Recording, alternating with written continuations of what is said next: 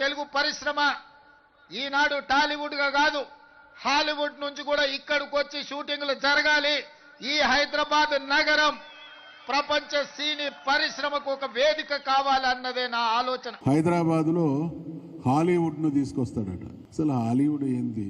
అసలు ఆ మాట మాట్లాడడానికి కూడా కొంత తనను తాను ముందు ప్రశ్నించుకోవాలి. హాలీవుడ్ స్థాయి ఎక్కడ, రేవంత్ రెడ్డి గారి స్థాయి ఎక్కడ? నక్కకు నాగలోకానికన్నా పోల్చొచ్చు కానీ హాలీవుడ్ కు రేవంత్ రెడ్డికి పోల్చడానికి కూడా వీలు లేనటువంటిది.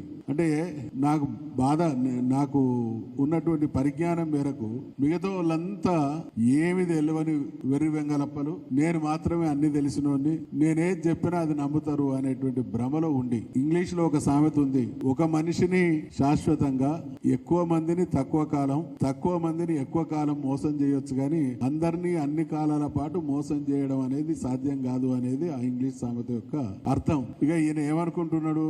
తెలంగాణలో ఉన్నటువంటి 4 కోట్ల ప్రజల పైన ప్రతిసారి నేను వంచగలుగుతా, నమ్మించగలుగుతా అనేటువంటి భ్రమలో ఉన్నాడు. రేవంత్ రెడ్డి గారు, నీ టకుటమార విద్యలు ఒక్కసారి వారినాయి, నీ నజస్వరూపం తెలుస్తా ఉన్నది కాబట్టి ఎక్కడికి పోయినా ఒక ముఖ్యమంత్రి స్థాయిలో సత్కారాలు ఉంటాయి తప్ప చీత్కారాలు తక్కువ ఉంటాయి. ఇవాళ చీత్కారాల ముఖ్యమంత్రి ఈ దేశంలో ఎవరైనా ఉన్నారు అని అంటే అది మన ఘనమైనటువంటి రేవంత్ రెడ్డి గారే.